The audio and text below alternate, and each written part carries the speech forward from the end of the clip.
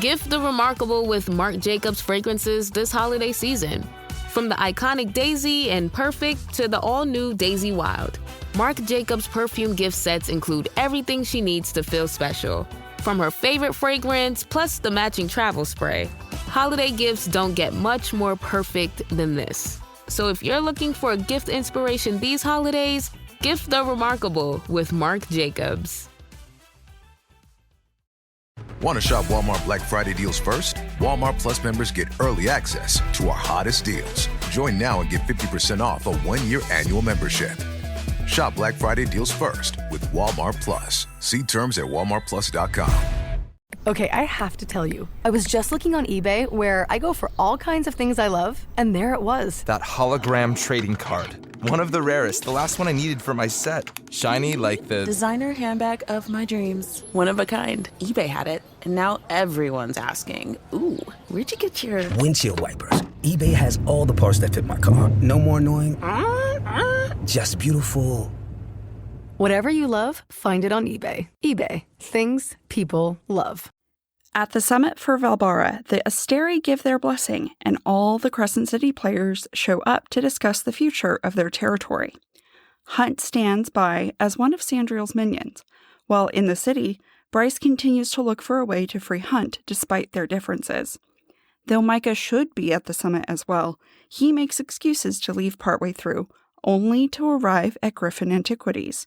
He reveals the location of Luna's horn, as well as his involvement in the death of Danika and the Pack of Devils. Bryce manages to get out a message for help that makes all of Crescent City's leaders aware of Micah's treachery, and the leaders of the summit watch on in horror as Bryce and her friends fight for their lives. The views expressed by the hosts are entirely their own and in no way represent the thoughts or intentions of the original author. This podcast is a discussion, shared to spark thought and conversation on the characters and themes of this novel. The interpretations presented in this podcast are just a few of the many possibilities. Listeners are encouraged to read along and share their own analysis of the text. Though the hosts speak mostly within the constraints of this book, series and extended universe spoilers may be discussed with or without warning. Explicit language as well as themes of sex, violence, abuse, depression, self-harm, and death will recur throughout this podcast. Listener discretion is advised. This is part 1 of this week's episode. Stick around for part 2, which releases on Thursday.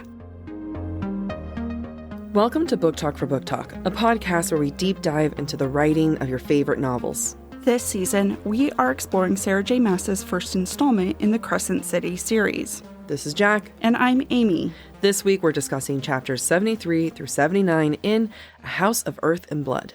This week we ask ourselves, why is this section still the most impactful section in all of the Crescent City series? The theme we'll see this week is hopelessness. As well as maybe friendship. I didn't add that. Yeah, no. Well, I think that's involved with hopelessness. Okay. I think we should also add to the disclaimer, there may be tears. Yeah, it's like, I was about to say I don't want to talk about it, but that's literally what we have to do is talk about it. That's our job.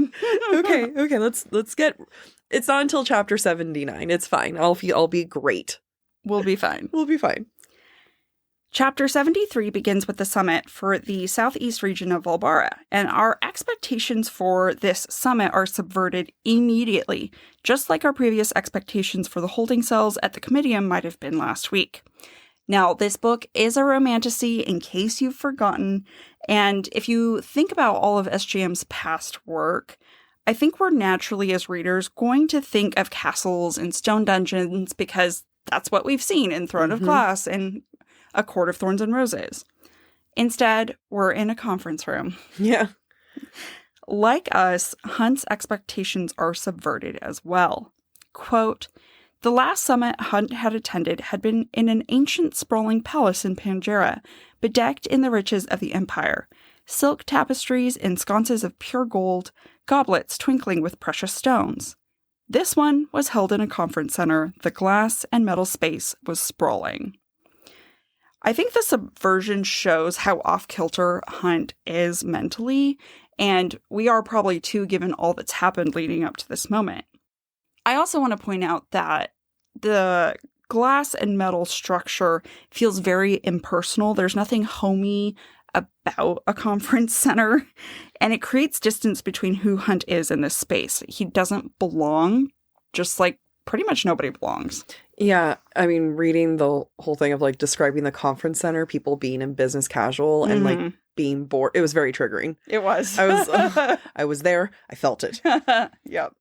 I also wanted to look at this description, and it's part of what you read, where everything before was pure gold, goblets twinkling with precious stones. Everything was, kind of really over the top. And I think it's meant to showcase how far the veneer, have come, because it's almost like they viewed that previous stone and riches as backwards. And now they're sophisticated. Now they're a republic. Now they have technology. They are above such things. The humans now are the ones who live in the poor areas, who don't have technology like the veneer do. And so I think it's meant to be almost like an overcompensation of like, we're so civil. This whole sham of everything, it's because we're so civil. We're nothing like those humans. And, it's just like showy is bad, composed is good. And this whole entire thing is like also leading up the way of how they're faking civility, just like they're faking the Republic. Yeah. Everyone knows they're going to be told what to do at the end of the day. Right. We're going to talk about that too this episode. We learn at this point that Hunt has been locked up for the past 5 days, during which he has been fed 3 proper meals each day. While food is normally seen as power, in this case it's not Hunt that is powerful. The food is established as Sandriel's power over Hunt. And we see that in Hunt's gear and what he's wearing right now during the summit. He has no weapons when he's let out of the holding cell, and he is chained in Gorsian manacles, which limit his power.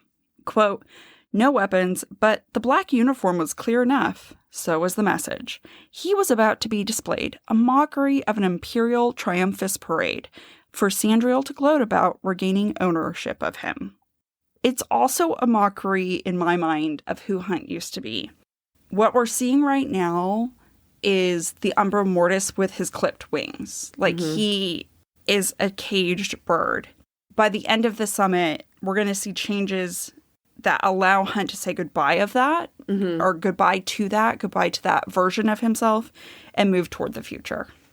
Yeah, I'm going to yes and. So, yes to everything, and I think it's both degrading and degrading in this other different way. So it's kind of a combination of a 1-2 punch, the fact that they're delivering him clothes and food all at the same time. So the quote, set of black clothes had arrived with his breakfast tray. It's really showing that they aren't starving him. He's wearing black clothes. There's nothing really shameful about it. Yeah. Like, they're not parading him in I'm a loser shirt, or naked. And a lot of times when we read fantasy, or not just like read or in TV shows, like you'll see people when they're being shamed, they're naked, or they're meant to wear something really degrading. And yes, it is a mockery of his Umbra Mortis status, but it's also not that bad. Yeah. And I think it's meant to almost show off how little they fear him. We don't need to starve you. Yeah. We don't need to humiliate you. We own you. Yeah. He's not without anything, and yet he's still captive. He's not even being tortured. He is just a captive. Yeah, I think that's a great point. I think it's also important to note that he's probably the most underdressed right now. Yeah, probably really comfortable. Probably really comfortable. Good for Hunt. I know. But I think, to your point, he isn't without, but somehow he's being made to feel without, even though he doesn't want what everybody else has. Yeah, his emotions are a little all over the place. They are. Because it's like, I'm here to be mocked and paraded, but like, thank God I'm not him. We'll get into that. That's right. So the summit opening is a total dog and pony show, and if we step away from Hunt and look at Isaiah and the Legion and anyone else, they are dressed to the nines. If we remember from earlier in the novel, Hunt had bemoaned having to get his golden breastplate cleaned. And that's exactly what Isaiah is wearing right now. Quote, the bronze breastplate, the epaulets, the greaves, and vambraces. Hunt still remembered how heavy it was, how stupid he'd always felt decked out in the full regalia of the Imperial Army, like some prize warhorse. So what we're seeing right now is the celebratory armor that Isaiah is wearing that Hunt was supposed to wear had he still been with the Legion. Many different people are wearing different types of celebratory robes, but I want to point out specifically the idea that Hunt remembers how heavy the armor was. That armor, in my mind, has become a sign of Micah's ownership. Micah's ownership, the Republic's ownership, Asteri's ownership. But in this moment, Hunt is free of that burden. He doesn't have to wear that armor. He's just wearing some simple black clothes. Because even though he's now owned by Sandriel, he's free of the burden of Micah. And that's not necessarily better. Yeah. But I think the symbolism is important to see here. Yeah. Well, it's almost like there's more of a dog and pony show with Micah.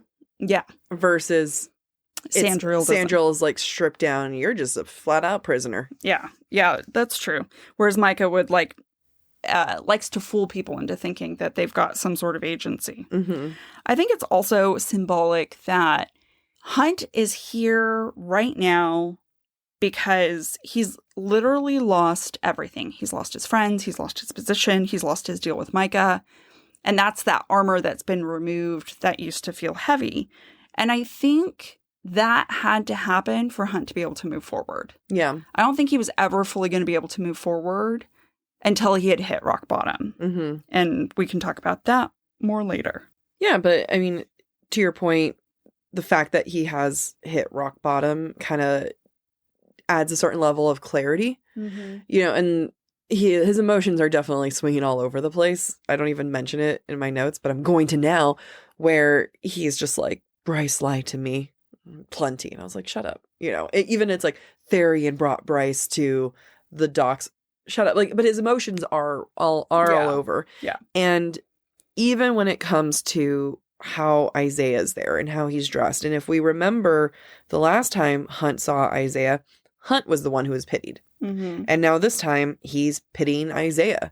He's looking at him saying, you're the one who's actually captured. Like, there's a certain freedom of like, everyone in the room knows that he's a prisoner. Right. He's a slave and prisoner. Right.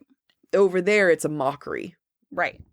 Where Isaiah is still a slave, but pretending to be some kind of free slave, there's freedom in the truth there. And clothes really represent a lot more in this section, more than it has in any other time of this book, really. I feel like SJM's like really tapping into some of her older stuff, like the fact that he compared Isaiah to a warhorse. When, go back and listen to our ACOTAR season. We talked a lot about comparing people to animals. Yeah. And maybe because in this world, everyone's a shifter of some kind. Yeah. You don't get that a lot. Yeah. But, we're kind of coming back into this idea of symbolism. And we're going to get into that of symbolism. And I kind of attached my notes with your notes. So we're going to ping pong a little. Okay. I'm going to talk about the use of color in the setting as well as clothing. And then I'm going to jump into some of the other symbolism that we might see in the fashion choices. For the next 3-ish people, I'm going to talk about the use of night to describe some of the leaders who are representing their units. So let's start with Jessica. She wears a black dress and a, quote, midnight cape. The drama of a midnight So cape. drama. I know. And then she's even described as wearing ancient gold, which is not just a breadcrumb to who she is. Such a breadcrumb. But is also like, how are we supposed to know it's ancient? How does Hunt know anything about the gold? Right? I can't look at gold and be like, that's ancient. Yeah. No, it's a big old spit in our face breadcrumb. Yep. And we don't think about it. God, no, we don't. Then there's Hypaxia, whose hair, quote, gleams like spun night. And in that hair is a crown a crown of gold and red cloudberries. And I was like, the hell are cloudberries? Never heard of them. And it turns out cloudberries are native to really cold climates and are hard to grow and harvest. Very similar to Hypaxia, who was, raised very remote, very away. Mm-hmm. Good point. The third person I want to think about is the Autumn King, who wears an onyx crown, quote, the ancient stone like a piece of night. And onyx is such a choice to have for the Autumn King. Mm-hmm. Why not gold? Why not rubies? Why not like anything else? Like onyx, I never thought in a million years, even when I reread it, I was like, well, onyx? Why? And I looked more into the meaning of onyx, and onyx is very much meant to represent strength and purification and protection. Even Cleopatra was said to have worn black onyx for protection. And then when you look into the history of onyx, onyx itself means fingernail or claw because Cupid cut Venus's fingernail while she was sleeping and it fell to earth and became onyx. Wow. Right? And then so it's dead fingernails. Which God, that really creeped me out.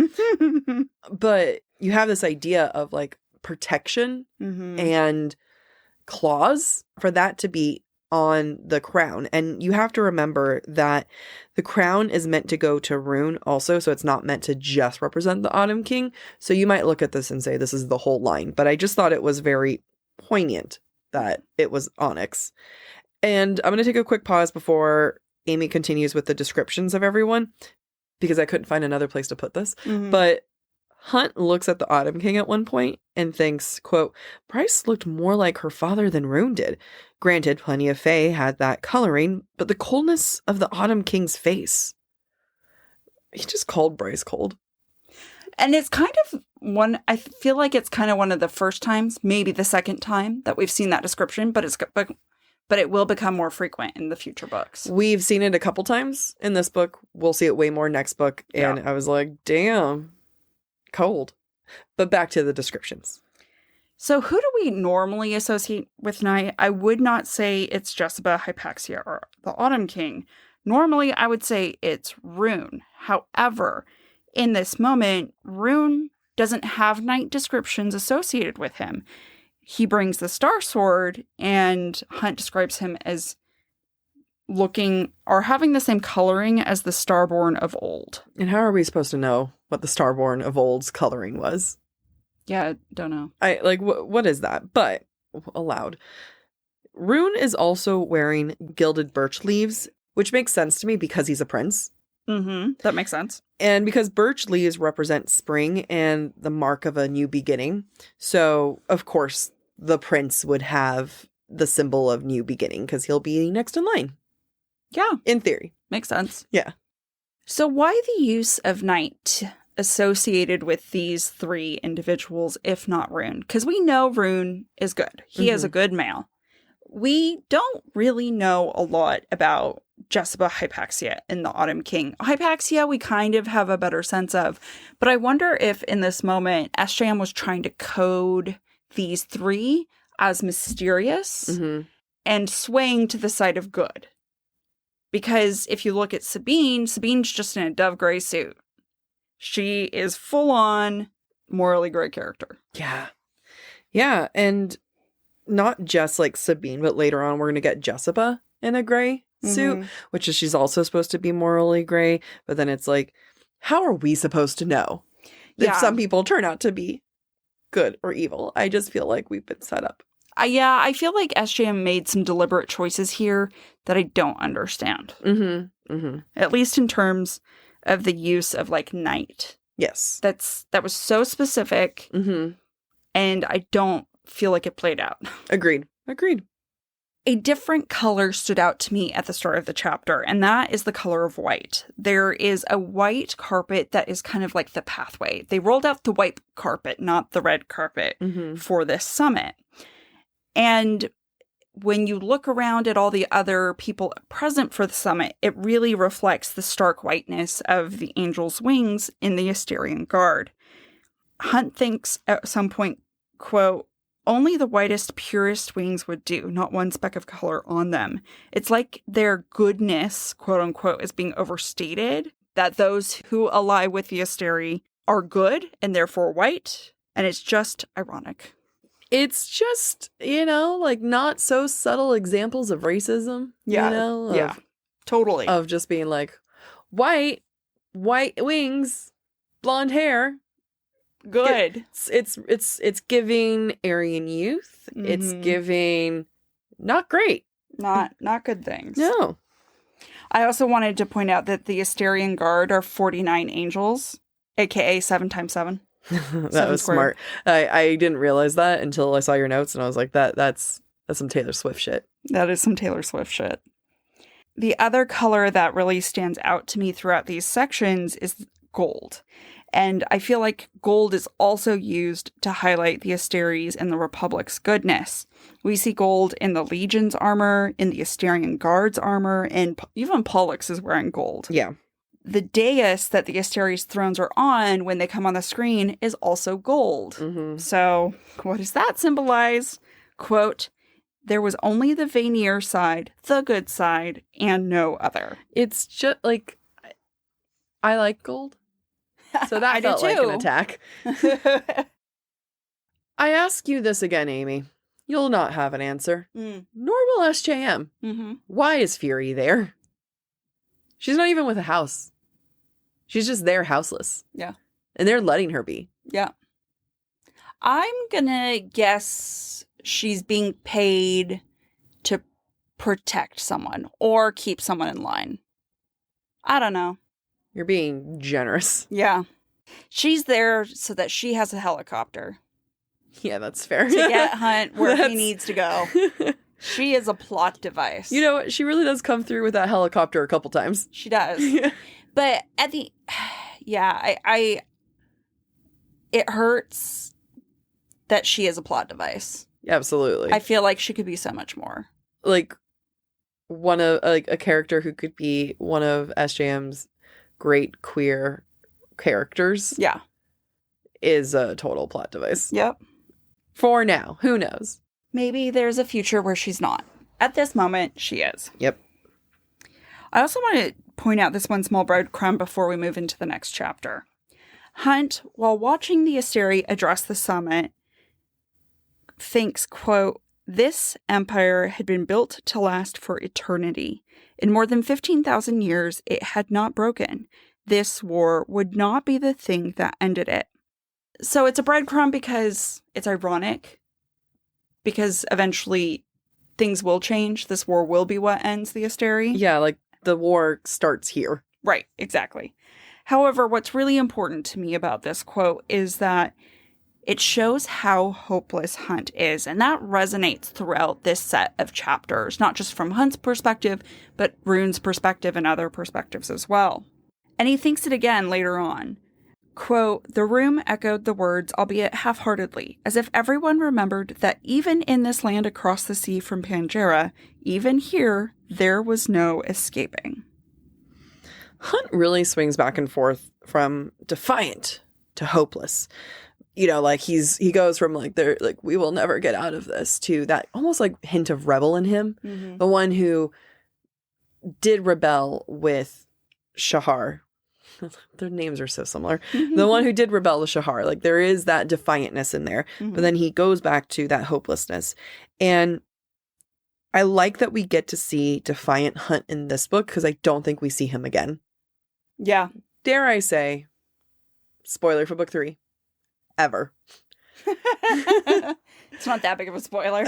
But it's still like, you never know what people don't want spoiled. But I really wish that SJM reflected on this section in book 3.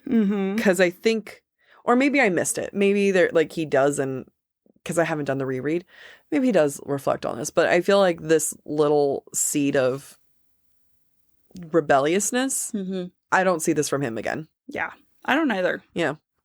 From what I recall. And this would have been, and this would have been a good moment to think back to, you know, like, wow, that moment when I was in the conference room. Well, I mean, I think that just speaks to who Hunt is. Yeah. And he has been dealt enough trauma related to the people that he loves that rebellion means nothing in the face of their potential harm. Yeah. We go into chapter 74, and Bryce is dealing with her identity issues and what it means to have her identity out and about now. Quote, as if being a bastard princess meant anything, as if it said anything about her as a person. It's painful to think about all the times that she called Rune Prince. Mm-hmm. Like, it really is a big fat karma moment where and I love Bryce, and you can argue Rune deserved it all those times, but all the times that you directed it at him, now you're feeling it, where it's like, yeah, you know what? Having a title you're more than that. Yeah. Yep. And it's a theme where she's going to struggle with well into book 2. Oh, yeah. If not beyond that, too, in some ways. Mm-hmm. In this scene with Bryce in Griffin Antiquities, we see glimpses where SJM is trying to remind us that Bryce and Hunt are the same. And ultimately, I think that's why Bryce, beyond him being her friend, continues to search for ways to free him. Despite him lying to her, they are at their core very, very similar. Mm-hmm. And their capacity for empathy for one another is so large. Yeah. How can Bryce not try to fight for him? Yep. Quote, she didn't believe Hunt's bullshit last words for her. She would have said the same thing had she been in his place. Would have been as nasty as she could if it would have gotten him to safety. Like, they just understand each other so well. I just love that I don't have to deal with pages of, and I don't think he wants me anymore. Right. I couldn't deal with that. Yeah. It's like, he did a go home lassie. Yeah, yeah. And she saw it for what it was. Yeah. Regardless of that, though, Bryce is not in a good mindset. Quote, maybe being attacked by that Crystallos was payment for her fuck-ups. So she's not here, woe is me, Hunt doesn't love me, but I'm still willing to fight for him even though he lied to me. She's more of just like, well, karma's coming back to bite me in the ass. Yeah. Karma is not her boyfriend. Or her cat sitting in her lap because it loves her. Nope. Unlike Hunt, Bryce is offered a glimmer of hope. An envelope from Isaiah comes to the shop, and it contains the white opal that Hunt had gifted Bryce that Bryce threw at Hunt in last week's episode. However, Bryce doesn't hold on to it. She puts it away in a desk drawer. And I wonder if it's because the opal does not represent actual hope, but a fallacy of their life before, of their relationship before. Mm-hmm. Or, it's just too much of a reminder of Hunt lying to her. I don't know. It's the opal and her putting it away. I feel like she has enough things clinging on to him. Mm-hmm. And that's every single book that's surrounding her trying to find his freedom. Right. And it's almost like this version of her that received the opal was ignorant. Yeah. She didn't get shit done. Yeah. But this version of Bryce needs to get shit done. Yeah. I'll be sentimental later. Yeah. Like, it just felt a little bit more efficient. And the only reason why I felt that way is because this reading here in this section, Bryce seems to have forgiven Hunt. And I know we did get that last episode where she's trying to buy back his freedom. Right. But because we never get the moment where she's like, I officially pardon thee. Yeah. Like, you may go forth. But we get the vibe there. We get it for sure here. Yeah. We see that where the fact that she keeps the opal, the fact that she sleeps in his bed. And it's, I do appreciate that there's like a level-headedness about her. Yeah. Mm-hmm. Now, because like her trying to buy back his freedom was not level-headed. Her doing research, trying to find a loophole is level-headed. Right. And I think also to some extent, she's like, I can hold on to this when we get to be in the same room together again. Like when we get to renew our friendship. Yeah. Right now is not time for me to think about our friendship. Yep. In that way. Yep. And because SJM is pure evil, she has Lahaba tell Bryce,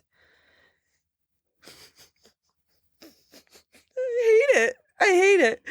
Quote, I'm just shaking my head. Quote, you, me, and Siri together, we'll get through this. You crying? No, not yet. You'll know. You'll know. Fall has officially started here in Los Angeles, and that means we finally get to do fall activities. I have been counting down the days for when I can go to pumpkin patches, maybe even hit up an apple orchard, and I get to do all of it looking super cute in my Quince boyfriend sweater. This weather is perfect for my dark academia vibes, and I'm so excited to bust out my washable silk blouse because you know I'm going to be taking pictures. Quince is known for their Mongolian cashmere sweaters from $50. And that's not all. Quince has so many other amazing things on their website. All of those items are priced 50 to 80% less than similar brands. That includes leather jackets, cotton cardigans, soft denim. Like, my entire fall wardrobe is genuinely turning into Quince wardrobe. By partnering directly with top factories and cutting out the cost of the middleman, we get savings as the customer. One of my favorite parts about Quince is the fact that they only work with factories that use safe, ethical, and responsible manufacturing practices. And they still manage to get premium fabrics and finishes for that, luxury feeling for every item that they have. Get cozy in Quince's high-quality wardrobe essentials. Go to quince.com/booktalk for free shipping on your order and 365-day returns. That's Quince, QUINCE.com/booktalk, BOOKTALK, to get free shipping and 365-day returns. That's quince.com/booktalk. This episode is brought to you by Allstate. Some people just know they could save hundreds on car insurance by checking Allstate first, like to check the date of the big game first before you accidentally buy tickets on your 20th wedding anniversary and have to spend the next 20 years of your marriage making up for it. Yeah, checking first is smart. So check Allstate first for a quote that could save you hundreds. You're in good hands with Allstate. Savings vary. Terms apply. Allstate Fire and Casualty Insurance Company and Affiliates. Northbrook, Illinois. We then move into chapter 75, and we're back at the summit, and this time in Rune's point of view. Like Hunt, Rune has expectations of the summit that are thwarted. Quote, Rune had anticipated that the summit would be intense, vicious, flat out dangerous, each moment spent wondering whether someone's throat would be ripped out, just as it was at every one he'd attended. This time, his only enemy seemed to be boredom. Don't worry, Rune. There will be plenty of excitement soon. And I do wonder if SJM is playing on these expectations because we also expect something to happen at the summit, when in fact all the action's going to be away from the summit. Yep. And so what we're seeing is SJM play out for her characters what's going to happen to us, which I think is just really clever writing. Oh, so well done. Also, like Hunt and Bryce, I felt like I was sensing this theme of all these three characters doubting themselves, and we see that in Rune here as well. Especially after he finds out who Hypaxia really is, he finally knows, oh, this meta witch that I kind of have a crush on who's been helping me, oh, is supposed to be my betrothed? What? Quote, with her healing gifts, could she sense whatever was wrong inside him that would mean he was the last of his bloodline? I don't know why I wrote this note, really, but it was interesting to see how all over the place, how each of these characters, Hunt, Bryce, Rune, their emotions are constantly in flux. Their thoughts are constantly in flux, and no one's in a good place right now. Yeah, I will say, I feel like Rune's self-esteem has always been pretty gone and low and non-existent. Yeah. True. You don't realize how much he hates himself until, I don't know, even analyzing this, like in the beginning of the book, it was like, Rune Danon, Crown Prince of the Valbaran Fae. And now it's like, he literally says maybe her power saw something that's wrong with me in the inside. Yeah. So sad. That's some sad boy. Yeah. Sad boy. That's the reason why he looks emo. He is emo. Because he is. At one point, Rune tries to confront Hypaxia about her identity and asks why she didn't say anything. Quote, Hypaxia held her lunch tray with a grace better suited to hold a scepter. You didn't ask? First off, like, dumb. That's just dumb. Like, how is he supposed to ask that? Like, when he meets her. Do you happen to be the new queen of the witches and my potential betrothed? In her defense, he never, ever asks her name. He has interacted with her multiple times. In his defense, she walks away before asking the first time, and then he has no excuse the other time. Who doesn't tell someone, oh, by the way, my name is Amy? You make sure people know you're Jack. Oh, I do. Like Frost or Daniels. That is exactly what I tell people. Because when I say, hi, what's your name? Jack? They look at me confused, and I'll say, like Frost. Yeah. Like Frost or Daniel. Like Daniels or, Frost or Daniels. I think you say Daniels or Frost. Like Daniels or Frost. Yeah. And then you see the logic. But yeah, no. It's a silly question. But what I really wanted to get into is the fact that she's holding her own food tray. And that means a couple things to me. One, it's really funny that you have this image of a queen holding her own food tray. I couldn't handle it. I couldn't even write about it, apparently. Yeah, like there's just something about like that she's choosing people not to hold it for her. And then if you want to get a little bit more spoilerish for book 3, it's also giving her community and the witches that should be supporting her not respecting her. Yeah. And these are early signs of that. Yeah. I mean, we sense that in book 2 as well. Yes. But another part, if you also want to look into the symbolism, is the fact that we've talked about before that food is power, and the way that she is holding the tray, it should be beneath her, but Rune sees the power for what it is, and the fact that she should be holding a scepter. So in this moment, there's something about food on a tray that's immediately like diminishes the concept of food as power. Yeah. Because it's like serving food. It's a cafeteria. Yeah, it's a cafeteria. It's plebeian. I would thrive. I love bad food. But he sees past that and sees the power within her food. Yeah. Yeah. Basically, the tray does nothing to disguise her power from him. Yeah. But did disguise her name. Oh, yeah, whatever. Rune boy. I do want to say it's very, very clever for Sandriel to say, quote, Micah's been called away and will be joining us later. And then Hunt thinks, oh, yeah, it could only be the Asteri who call Micah away. Dun, dun, dun. Yep. It's not the case.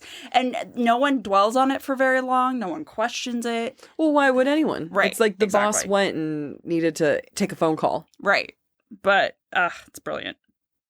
That aside, like Hunt was a couple chapters ago, Rune is equally hopeless. He sees the pattern that the Republic and the Asteri have built. Quote, none of it, the negotiating, would matter in the end. Sandriel and Micah would get what they wanted, and everything would remain the same. And it's ironic because they don't. Yeah. They die. Yeah. But the sentiment is real. And that sentiment continues for a long time into the next 2 books. Yeah. The last little section of this chapter is in Hunt's point of view. And it's just like a few paragraphs of more hopelessness. Yeah. And it's funny because in the reread and the analysis, I'm like, damn, Sarah, you are going heavy-handed of like, everything sucks. Yeah. It's all miserable. We're never gonna win. Yeah. And it's not, but it doesn't feel, it's heavy-handed in the right way. In the right way, because we all agree. Yeah. Bryce didn't free Hunt. They're all in this shitty situation. It's hopeless. We're meant to feel this way. We don't know how the fuck they're going to come back from this. Yeah. So, but it's done so well. It's written so well because it doesn't feel like I'm being told, I'm being shown. Yeah, I agree. And what we're not being told we're meant to feel this way. We empathize with the characters who are feeling this way. Yeah. That hopelessness continues in chapter 76 for Bryce in the form of food. Her fridge at home is empty. She's not feeding herself properly. She's got a bunch of, I'm going to assume, empty takeout containers scattered all over the gallery. Because she's practically living there. But you know what? She's got a mini fridge full of cheese. And that's just really not not the best gut situation on the planet. Oh, I'm on board. Bryce and I are soul sisters, and God, I want a fridge full of cheese. Yeah, but I bet she's backed up. There are pills for that. That's fine. She's not taking care of her body in terms of food. She's not in a prime condition for what's about to go down. And it's interesting because it's the exact opposite of Hunt, who's the captive, who's been getting 3 square meals a day. They're probably relatively healthy because, like you said, Jack, he needs to stay strong. I don't know if Bryce is taking care of her body right now. So, but at least she's wearing athleisure wear. Yeah, real convenient coming up for that one. Real convenient. I'm going to yes and. So I'm going to look at it as a slightly different way in the sense that she's being a parallel for Hunt, where at first we're introduced to Hunt and he's a prisoner, but he's being fed. Same way. At first we're being introduced with Bryce here and she has no food in her fridge, except we're realizing that there's cartons of takeaway food. Is it the healthiest food? No, but she's eating. And we've seen her go through bouts of not eating. Yeah, that's true. Is it the healthiest? No, but she's been more unhealthy. Yeah, no, that's a great point. And it's enough to keep going. And it's the same thing where it's like, Hunt's clothing has shifted, and so has hers. Yeah. And neither of them, like, Hunt is supposed to represent a mockery, but it actually is freedom, like freeing. And hers is supposed to represent giving up, but it's actually what will save her. Yeah. Yeah, it's a great point. Bryce makes a comment mentally at one point that, like, oh, it's a good thing Jessica's not paying attention because she'd be really pissed off with all the mess that I've created with all my empty food cartons. And I have to ask, does Jessica really not know, or does she just not care? I think she's giving Bryce grace. Like, she's always done a little bit of that. Bryce has already said it's a slow week in Lunathian. Nothing's really happening. So, in my mind, Jessica's like, you're lucky I'm away. Yeah. Fair. We get a kind of sense from this scene when Bryce mentions that she's got some job interviews that maybe she's finally ready to move on. And what is she moving on from? I think that Hunt's capture has really put a lot of things into perspective for Bryce, as we're going to see as this episode plays out, right? We're going to see that she bought Lahaba's freedom. She's finally applied for those jobs that she's wanted to apply for, and she's doing the thing she should never have waited on. Yeah. But she chose to wait on until all this shit went down with Hunt. And I think it primes her for embracing the future. That she needed to go through this low period to be able to take the next step in her life. Bryce is in the gallery library, just as she's been every time we've seen her since the summit began, doing research on Hunt. And it's here that Micah corners her. But before he shows up, the knock starts acting like a creep. Like scratching at the glass, smiling at Bryce. So gross. So gross. Like a creepy, creepy peeping Tom. And then when Micah is there, the knock kept smiling. Now, I want to suggest that the knock is symbolic of Micah. And as we see everything play out in the library, if we remember, Syrinx has been metaphorical for Hunt. Yep. And if we think of knock as being a metaphor for Micah, we're going to see the knock attack Syrinx, much like Micah was using and disposed of Hunt. I love it. I think you are spot on. I don't understand why these powerful characters are just so casual. And I'm referencing the Autumn King here. Like, when Micah shows up, he's in a pair of dark jeans and Nikes. I'm already quoting. He's a pair of boots and dark jeans, but all I can think of is dark jeans and your Nikes. Look at you. Yeah. Oh, damn, never seen that color blue. Like, what? He had to change to get into, like, for this. Like, he had to go put on his murder clothes. Yeah. And he chose jeans? Yeah. Dark jeans for this? Like, if you're going to be a villain, that's how you go? Right. You know, that's all. And again, but it comes back to the fact that, like, casualness is fake, right? Yeah. Like, it's the same way that it's business professional in the summit. It's all fake. Yeah. His casualty is all fake. His casualness. His casualness is all fake. And his casualties. No, I'm going to stick to it. I'm going to double down. I heard it and I was like, damn it. Jessica is like putting the interaction on the screen. I always kind of wonder, do you think that was not, I don't think that's not Bryce's request. That was Jessica's move. It was a bold move. Like, I don't think Bryce sent her a text saying, hey, put me on the screen to everyone. She probably sent Jessica a text saying, Micah's here. No, I thought she said, is it on the screen? Is it recording? See, this is where. Yeah, well, I don't know. It's hard to interpret. The text from Bryce to Jessica says, are the feeds on yet?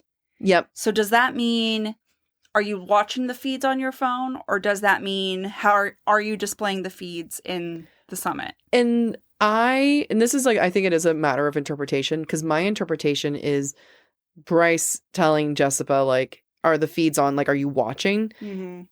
And Jessica choosing to have everyone see this play out. Interesting. Because if you choose to believe that, then you're choosing to believe that Jessica has some faith in Bryce. Yeah.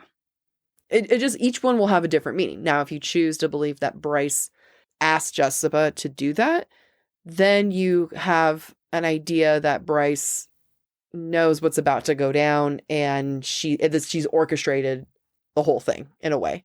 In a very light way, but just each of them has like different meanings. Yeah. Do you mind if I look one more thing up? Yep. So the thing I wanted to look up is at the start of chapter 77, and it says, but if Jessica had seen her messages, maybe it wouldn't be in vain. Maybe everyone would know what had happened to her. So it's still ambiguous to me. It's still ambiguous, yeah, like, because, Jessica could be recording it. I mean, and it's also a hell of an idea to be like, maybe if I send this, Jessica will put this up on the screen. Like, how does she know people aren't at lunch? Right. Like, so it just, I think that if you go in the way that I like to go, which is Bryce doesn't know that Jessica's projecting it, mm-hmm. then that shows Jessica having a certain amount of faith in Bryce. Yeah, that's a good point. I choose to live in that reality of cuteness and joy. Bryce also, like, just food is power, coming back to this, right? Like, we haven't seen this in so long, but just like Bryce preparing the cheese and wine for Micah, but it's all so performative. Mm-hmm. So it's not even Bryce handing over her power. That's the reason why we haven't seen food as power, is because food isn't power here. It's all an act. It's a distraction. Bryce is holding the power unbeknownst to Micah, because she's using the food as a way to draw the truth out of him. And to send text messages. And to buy herself time. Yeah. And to set him up. Yep. And when the cameras show Bryce clearly afraid, the Autumn King speaks up and says, Governor, I would like an explanation. Because he cares. Yeah, and this is not the only time he demonstrates that he cares. Yeah. It's frustrating. It is so frustrating. But again, I think it can, and we've discussed this in our Flame and Shadow discussion, I think. And this is not a spoiler. I don't think it's, you can be capable of loving someone in your own way and still be a bad person. Yes. And still deserve death. Yeah. And I think that's what we see with the Autumn King. No. Okay. No. What we see, spoiler for book 3, is an absolute lack of follow through. What I'm seeing, and this is a blooper, what I'm seeing is someone who has a great relationship with their father and someone who doesn't give a shit about their father. Oh. I was like, who's that? My daddy's dead. Yeah, but you loved your father. Yeah, I did. But I see what we're saying here. I do love my father, but no, I know, but there is a difference. There is a difference. I recognize it. And it's at this point at the end of the chapter that Micah demands Bryce hand over Luna's horn. And we're all like, what? Bryce has Luna's horn? So we move into chapter 77. And before Micah reveals where Luna's horn is, SJM gives us one last sprinkling of breadcrumbs, which I really, really enjoy, so I have to read them. And these are seen from Hunt's point of view. Quote, Bryce trembled as the governor ran a possessive hand down the curve of her spine. Hunt saw red at that touch, the entitlement in it, the sheer dread that widened her eyes. Bryce wasn't stupid enough to try to run as Micah ran his fingers down her spine, intent in every stroke. What I really like about this moment is at first it seems hypersexual, and the entitlement to Bryce's body from Micah feels sexual. However, I feel like it disguises a different sort of entitlement and ownership that Micah feels related to Bryce's body, because we don't know yet that actually what he's touching is the horn in her back. Yes. And that's what he feels entitled to. Yes. I will get into the sexual undertones of it. This is the one part, everything that in this whole scene and how it all plays out, I think it's very well written, expertly written. I know what people are doing at every given point. I don't think she described it well enough that Micah's on her back, not at her front. Good point, because I definitely imagined him better at her front, reaching behind her. Until it says Bryce threw her head back into his nose. I just imagined her headbutting him forward. Did he? Like, no, I mean, we will discover later in this episode how much I don't pay attention during action scenes. Yeah, and I want to say I did double check that, but like she definitely, it is like she threw her head back before he could. Okay. Yeah, and I was like, wait, are you? But I mean, it is sexual, and everything in his attack, a lot of it is sexual. And I'm going to skip a little bit around in this, but just to kind of give an overall summary. When Micah wants to look at Bryce's back, he tears her top and has her laying face down on the ground with her back facing him. His hands are described as possessive. And not that it's implying that he's going to literally assault her. I think it's more of the symbolism and the awareness that women have when they're being overpowered by men, and just how men can exert their power. It's just kind of, but I also don't think that he's not trying to not show that either. Mm-hmm. You know, it's not like he's going out of his way to be like, no, I'm only one type of predator. You're safe. He's got all the predator there. The descriptions of him doing all of this is also sexual. You have this moment here where, again, I'm skipping a little bit ahead, but in the moment where Micah puts the synth in her, it's described as, quote, Micah stabbed the needle into her thigh, draining it to the hilt. She screamed, thrashing. And again, like, we're seeing these parallels to sexual assault. Mm-hmm. So it's just a little, it's there. You know, we can't not say that it's there. I don't think that it's saying that it's happening, but it's just, you know, we see the parallels. And I think it adds that other level of fear. But what is also interesting at the same time is that Hunt's being forced down too. Mm-hmm. So there's also that parallel there that he can't move and he has hands, well, invisible hands on him. Yeah. And we have to remember that this entire chapter is from Hunt's point of view. Mm-hmm. So, and I think SJM did something really, really brilliant in this scene because it would have been easy to mess up. She chose something difficult that she executed well, that really has a payoff at the end of this sequence. By the third person point of view, coming from Hunt's perspective, we get to see the going-ons in both locations, right? If we were in Bryce's perspective solely, we would not be able to see what's happening at the summit. Instead, because we're with Hunt, we get to see what he sees through the cameras as well as what he's witnessing within the conference room. For me, that heightens the action and suspense because we don't know what Bryce is thinking. Yep. We're seeing this assault through Hunt's eyes and he's interpreting it as assault, which means it's not good. Yeah. Yeah.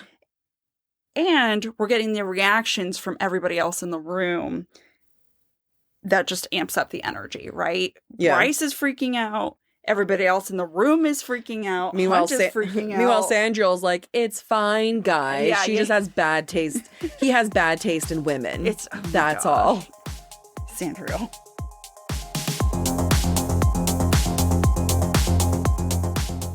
Thank you for listening to part 1 of this week's episode of Book Talk for Book Talk.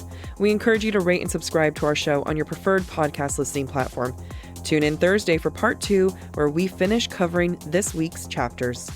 We would love to hear your thoughts based on today's conversation. You can submit your comments to our form at booktalkforbooktalk.com for a chance to have your feedback discussed during a future mini episode. If you're enjoying the podcast, please visit our website, booktalkforbooktalk.com, to view our latest merch and learn about supporting the show through Patreon, Ko-Fi, or Venmo. Bye.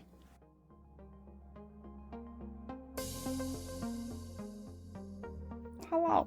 Hello. What? Just preparing emotionally for this. I'm ready. You ready? Yeah.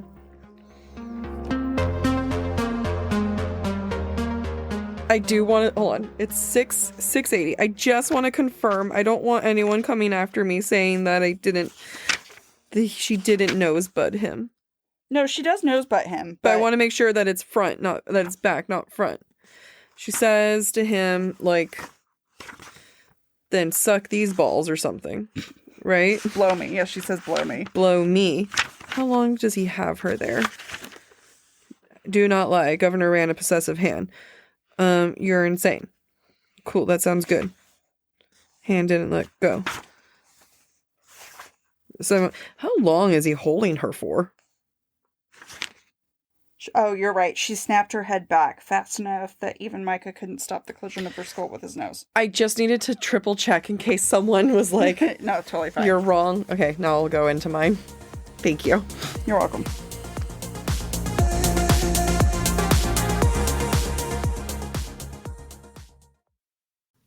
Fall has officially started here in Los Angeles, and that means we finally get to do fall activities. I have been counting down the days for when I can go to pumpkin patches, maybe even hit up an apple orchard, and I get to do all of it looking super cute in my Quince boyfriend sweater. This weather is perfect for my dark academia vibes, and I'm so excited to bust out my washable silk blouse because you know I'm going to be taking pictures.